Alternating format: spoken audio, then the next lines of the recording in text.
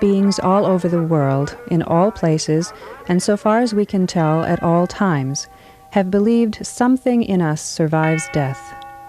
For those of us interested in such a belief, it is only natural that we would want to know what happens to that something in us after we die. If some part of us does indeed survive death, what becomes of it? Does that part come back to this world to live again? Do we reincarnate? Most of us, as busy as we are, have pondered the possibility of reincarnation, or some idea of rebirth. While the concept of reincarnation is most widely expressed in Eastern traditions, like Hinduism and Buddhism, notable individuals from the West have also embraced the concept that the long view of life gives to us. How shall I say, we don't pay sufficient attention to it in our While lives. some may argue the importance of reincarnation as a reality of the psyche, many may question whether it is a fact of nature. What proof do we have? And are there valid objections to the concept? Of what value ultimately is the idea of reincarnation to the seeker of truth? The teacher, Jiddu Krishnamurti, when giving his talks or commentaries on living, used to invite questions after them, and very frequently those questions would concern the subjects of death and reincarnation. Krishnamurti, however, usually refused to answer such questions. He often talked about the need to die and be reborn every second of our lives as a continual process, and not to worry about the one death or one rebirth which we might look forward to. However, on one occasion, Krishnamurti did answer a question about reincarnation directly. The question on that occasion was put to him by a very old friend, someone he had known all his life. The friend asked, "Is there or is there not reincarnation? Yes or no?" And on this occasion, Krishnamurti responded differently than usual. He did not attempt to direct the questioner's attention to other matters. Instead, he answered the question. This is the way he began. Reincarnation is a fact, but it is not true. Now, both halves of that answer deserve very careful attention. Reincarnation, said Krishnamurti, is a fact. After we die, we, or something in us that we identify as us, is born again in another body and continues the process of experiencing this world. Well, now that's fine, but what reason do we have, other than the word of teachers like Krishnamurti, for believing that reincarnation is indeed a fact? There are two kinds of reasons. One is specific evidence that reincarnation happens, and the other is the general explanatory power of the concept. And there are also objections to the idea. One objection to the idea of reincarnation is that if we have past lives, we ought to remember them. But is a lack of memory regarding past lives sufficient reason for rejecting reincarnation as a hypothesis? Memories are notoriously unreliable. Not only do we regularly forget things that happened, we sometimes remember things that never did. Memory is bad evidence. It deceives us all of our lives. Why should we not expect it to deceive us across lives? Moreover, to remember all of our past lives would in fact be impossible. A perfect and complete memory for events even of this life would be a curse. A total recall of all the trivia of everyday events from a single lifetime would be a monstrous cluttering of the mind. Forgetfulness is a blessing. It is necessary if we are to function effectively day to day. What we forget is as important as what we remember. And if that's true of a single lifetime, how much truer must it be of a series of lives stretching into the distant past? Another proposed shortcoming to the idea of reincarnation has to do with the recent population explosion. If some part of us is reborn from previous lives, why has there been such a drastic increase of our human population in recent times? Shouldn't there have been the same total number of people on the planet, say in prehistoric times, as there are today? The assumption that we have a steadily increasing population through the millennia is based on such evidence as known remains, bones and artifacts, and on estimates of the number of people that can be supported by a given area of land in hunting and gathering cultures. It's also an extrapolation from the fact that we have seen, undeniably, an increase in population in recent years. Now, it's certainly likely that our present population is the largest the Earth has ever supported at one time. It is possible, however, that the present-day increase is a temporary fluctuation rather than part of a long-term and continuous expansion. That's what we don't know. Those who cite the population explosion as an argument against reincarnation usually suppose that rebirth takes place almost immediately after death, whereas the Theosophical tradition is that a long time normally elapses between incarnations.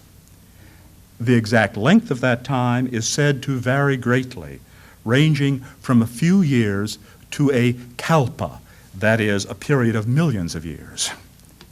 Now, either of those extremes would be exceptional, and for most persons, the time between incarnations is said to vary from a few hundred to a few thousand years. The exact time depending on the quality of the incarnation and the availability of a suitable rebirth opportunity. From the standpoint of reincarnation, let me suggest, the explanation of the population explosion is really fairly obvious. Think of a large pool of individuals reincarnating during a time in the Earth's history when conditions are relatively stable. They reincarnate infrequently, the pull of new experiences being very weak. Then, for whatever reason, conditions alter radically. A new social world with vastly increased possibilities for human experience comes into existence. The desire for new experiences is accordingly intensified, and the reincarnating individuals come back to birth much more frequently and after significantly shorter periods between lives. The result would be a population explosion, a local fluctuation. Some people say it's unchristian, but in fact reincarnation formed part of the beliefs of some early Christians. And several modern Christian theologians, notably Geddes McGregor and Quincy Howe Jr., have argued that a belief in reincarnation is fully compatible with Christianity. So what evidence is there in support of reincarnation that goes beyond public opinion? One kind of evidence comes from persons who have a type of clairvoyance that might be called, as Professor Algeo puts it, tapping into the memory of nature. Here, certain individuals are said to be capable of remembering events from the past that are unrelated to them in any ordinary sense. Events and persons not only of this lifetime, but from past lifetimes as well. It's as if they are tapping into some small part of a larger mental field that records everything that has ever occurred in nature. One such individual reported to have these incredible capabilities was the well-known clairvoyant Edgar Cayce. As a child in Kentucky, Cayce had a variety of paranormal experiences which include seeing and talking with recently deceased relatives. Later, as a young man, Cayce entered a trance state in which he diagnosed his own ailment, an acute case of laryngitis, and successfully prescribed a treatment for it. Cayce's success in curing himself led medical persons to request his remarkable talents in the physical diagnosis and treatment of others. He conducted physical readings of various patients for about 25 years before his clairvoyance took a different tack. In reading the analysis of one of his trance readings, Cayce was surprised to find that he had talked about reincarnation as an indisputable fact. Reincarnation seemed a bizarre idea for Cayce, but throughout the remainder of his life he continued with his trance investigations, which were increasingly directed toward analyzing the causes of present illness in terms of past life experiences. Those sessions that focused on the earlier lives of the patients are known as life readings. Casey did approximately 2,500 life readings, which are cited by many as strong evidence in support of reincarnation. However, there is a problem with the information about past lives as reported by sensitives and clairvoyants, even such a talented one as Edgar Casey. The former personality of the client would have been either obscure or prominent. If the past life identity was obscure, it's very difficult to check out the facts that the clairvoyant has seen. Detailed and specific they may be, but it's hard to find out whether they are veridical, whether or not they're true. Records of ordinary people were very poorly kept in the past. On the other hand, if the reported former incarnation was as a famous person, then the facts of that person's life will be described in books, and so might be known to the clairvoyant through perfectly normal channels.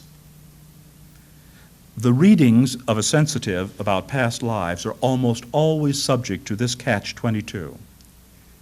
It's extremely rare that the information can be checked for accuracy in a source that could not possibly have been available to the sensitive. Therefore, most past life readings are in fact not helpful as evidence about reincarnation to convince the skeptical, however useful they may be for other purposes.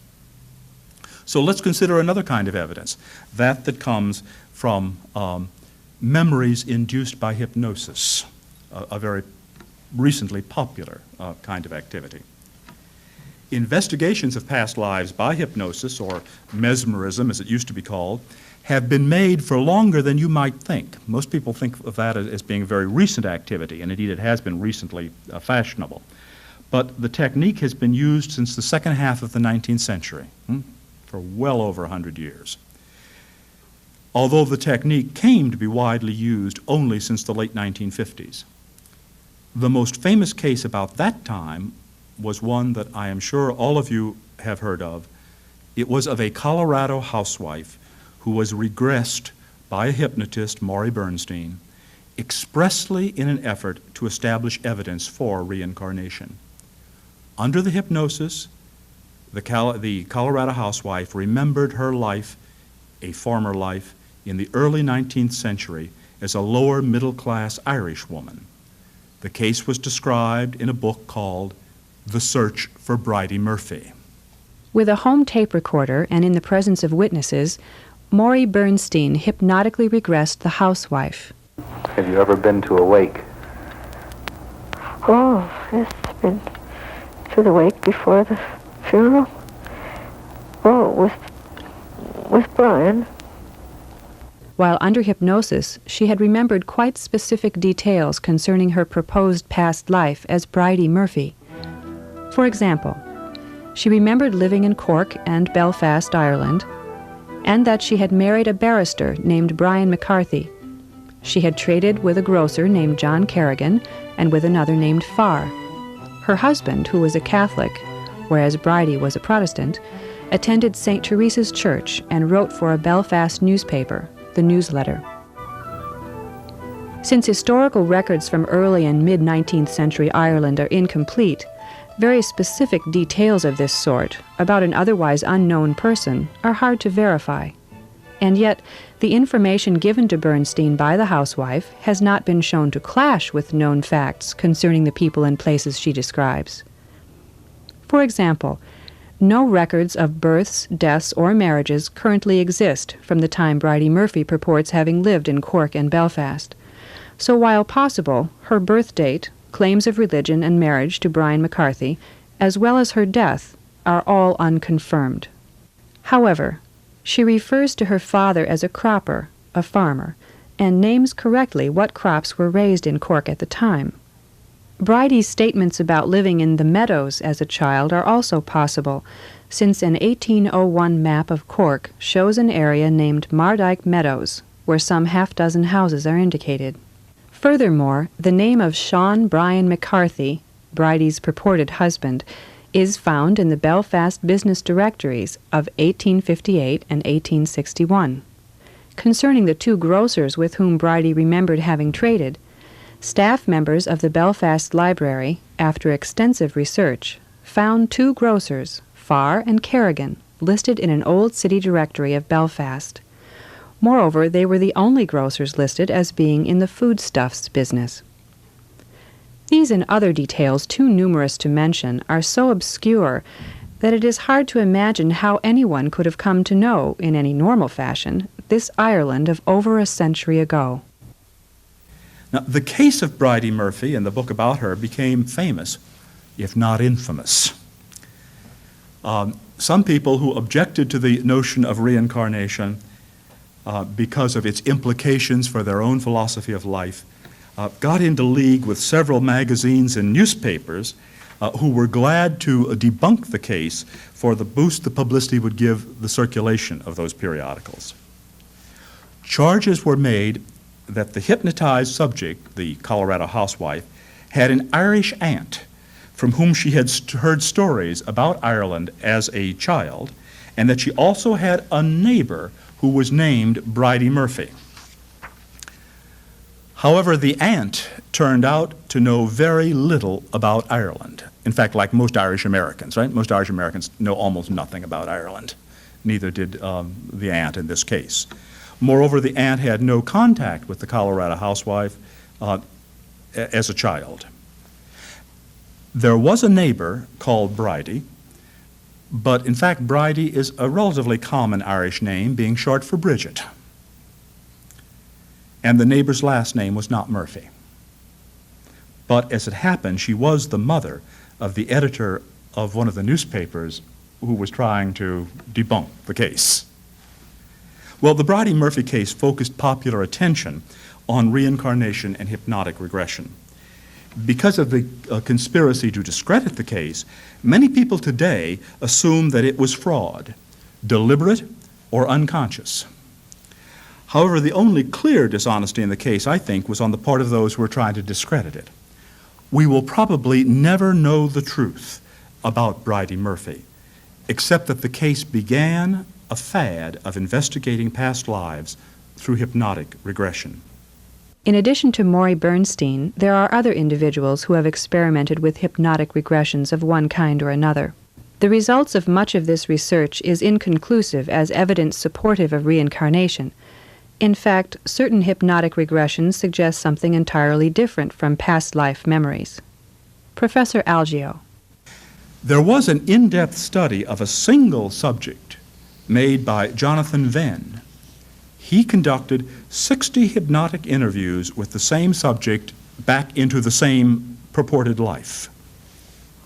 And he made extensive efforts to confirm or disconfirm all of the facts reported by this subject. And he weighed reincarnation against other possible explanations of the purported memories. Venn's very carefully studied case, I regret to tell you, provides no evidence for reincarnation, but only for what is called cryptomnesia, that is to say, hidden memory. All of us in our lives have occasions when we will read something in a book or hear something on television, and then some time will elapse and we will forget where we read it or where we heard it, but that fact, that idea will pop up in our minds and we will think it's our own. We'll think that we originated it. We have that kind of hidden memory. Okay. The case Venn studied provides also some evidence for subconscious dramatization. However, it is only a single case and certainly doesn't preclude the possibility of other regressions being genuine examples of past life memories. More arresting examples of apparent past life memories can be found in the Bloxham tapes. They are taped records of some 400 regressions conducted by Arnell Bloxham, former president of the British Society of Hypnotherapists. One remarkable case involves a Welsh housewife who was given the pseudonym of Jane Evans. Bloxham regressed her to 6 earlier lives, and the second of those is the one I will mention to you. The second life of Jane Evans was as Rebecca, a Jewess living in England in the late 12th century who was killed during the York Massacre of 1190. As Rebecca, Jane Evans recounted that during a mob uprising against the Jews, her family was refused admission to the castle of York, where in fact most of the Jews of the town sought refuge, only to be betrayed and murdered a short while later. Instead, she and her family took refuge in the crypt of a small church outside, she said, the big copper gate of York. Now, the detail of the place of refuge is important, because if this hypnotic account had been based on remembered historical accounts of the persecution, if it had been an example of cryptomnesia, one would expect Jane Evans to have had her Rebecca personality take refuge in the castle, where in fact most of the Jews did, and which figures very prominently in historical accounts of the York Massacre. Of greater interest is the fact that she explicitly remembered taking refuge in the crypt of the church. Crypts are burial chambers, usually found under the high altar of a church, and yet none of the over 40 churches of York was known to have one. Only the cathedral had one, and Rebecca specifically denied having taken refuge in it. The church Rebecca described is almost surely St. Mary's, Castlegate, but since it too was absent of a crypt, her account appeared to be wrong. However, during a later remodeling of the church, later after the Bloxham tapes had been made, and indeed even after they had been aired on BBC, during a later remodeling of the church, guess what they discovered in the church of St. Mary's, Castlegate? A crypt where none had been known to exist before. Now that's a highly improbable detail about which the hypnotized subject could not possibly have known. Moreover, the dramatic conviction with which Jane Evans told the story of her Rebecca personality impressed everyone who heard it. In describing her fruitless efforts to escape the mob and protect her daughter by hiding in the crypt, she became hysterical with terror. On leaving the session, Jane Evans fainted and was frightened and ill for days afterwards. If some of the Bloxham tapes are not what they purport to be, the relived memories of episodes from past lives, then they are just as great mysteries of another sort. In addition to special techniques, such as hypnotic regression, that purport to help one relive past lives, other researchers are studying another interesting phenomenon known as spontaneous memory. Those memories are usually sudden flashes, like a scene from a past life, that are associated with altered states of consciousness. The most interesting and significant cases of spontaneous memory are those among young children. One scholar, Ian Stevenson, professor of psychiatry at the University of Virginia, has devoted most of his professional career to studying such cases of spontaneous memory that seem to indicate reincarnation. A typically noteworthy case is that of Jagdish Chandra, who was born in 1923 in northern India. Shortly after his third birthday, the child Jagdish began demanding that his father get his car for him. However, the family had no car. Cars at that time were uncommon among private persons in northern India. When the father realized that in that and other such remarks his son was referring to things from a past life, he began to keep a diary of the boy's statements. And because of that diary, this case is one of the best documented of its kind. Jagdish identified his former home as being in Benares. He described the house in which he had lived in considerable detail. He specified that it was located near a ghat, a staircase leading down to the Ganges River, and gave the name of the ghat. He reported that his family name was Pandey. And with such specific bits of information, Jagdish's father began to make efforts to confirm the facts his son had reported. He discovered that there was indeed a family of Pandays in Benares who lived in the location the boy had remembered, and that they had a young son, Jai Gopal, who had died a few years earlier.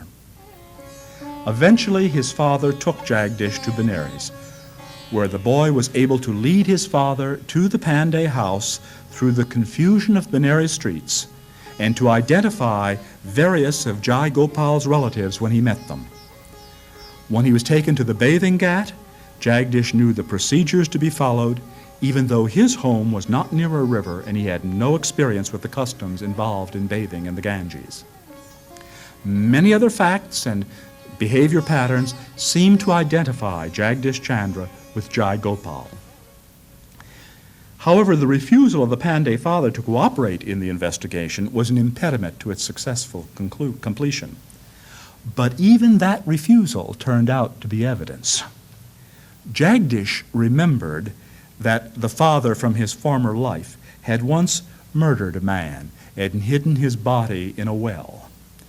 If that memory was accurate, Father Pandey could hardly be expected to insist enthusiastically in a line of inquiry that might prove dangerous for him.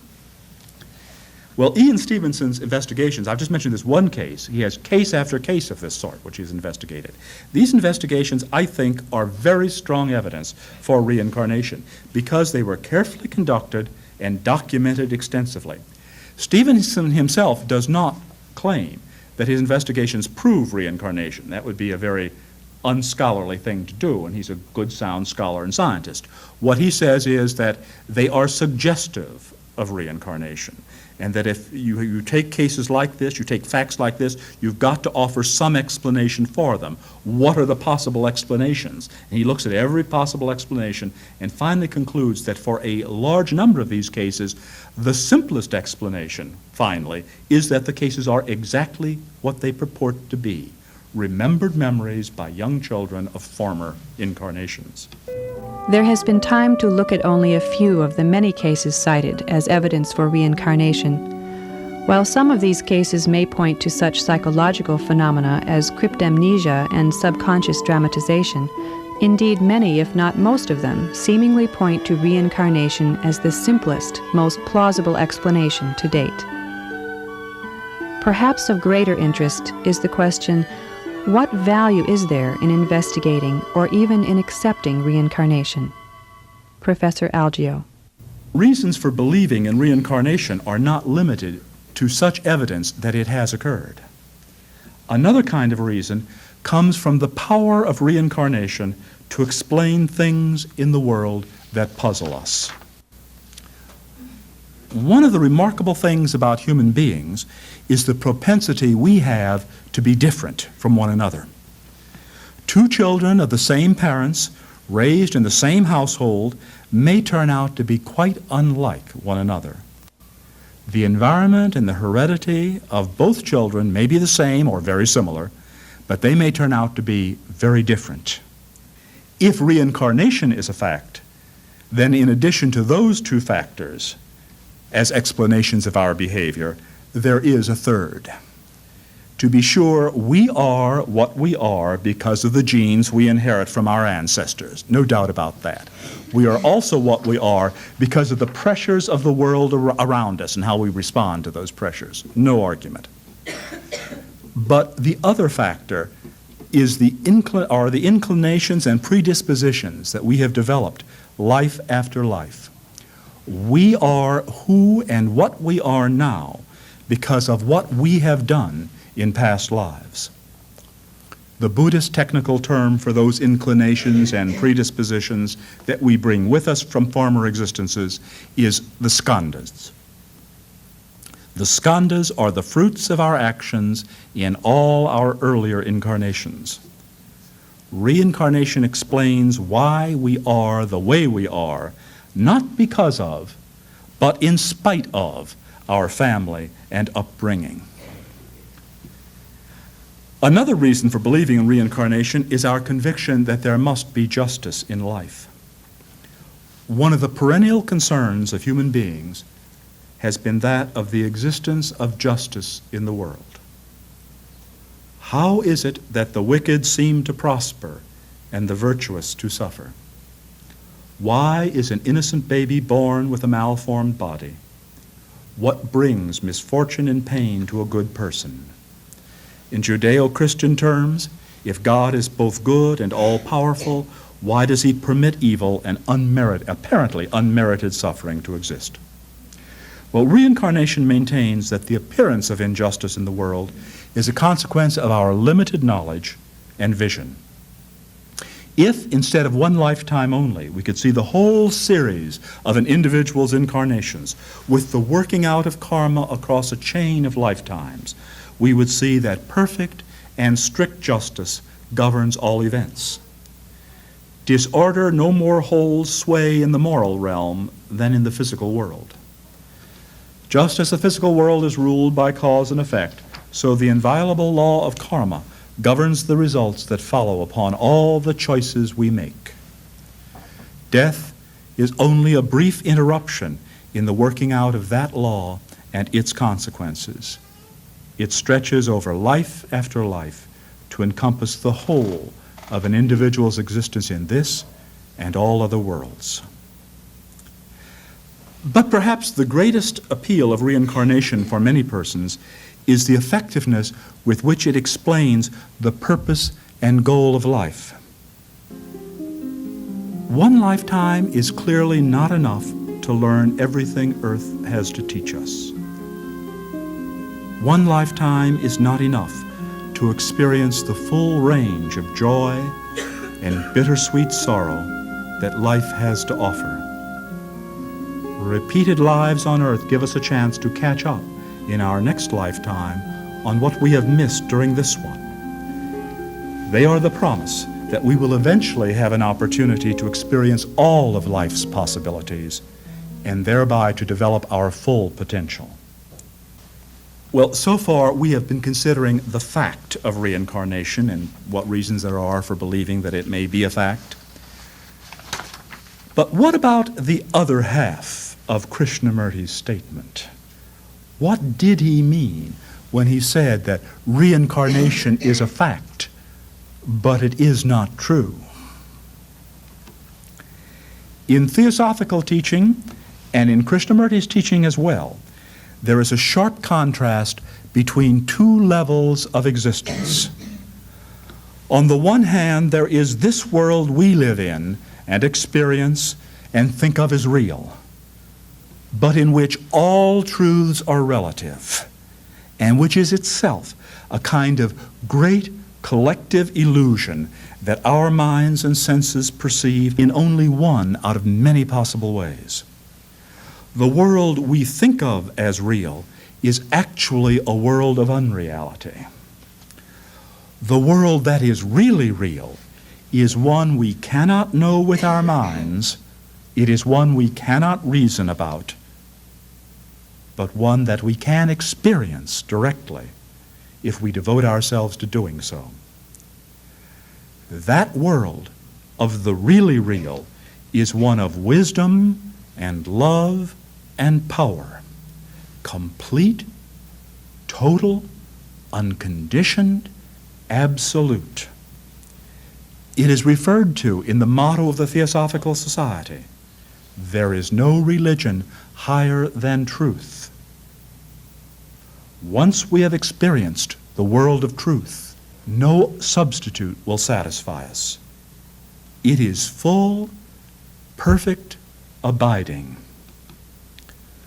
Reincarnation is a fact in this world of our everyday experience, this relative world of unreality. But there is no reincarnation in the realm of truth.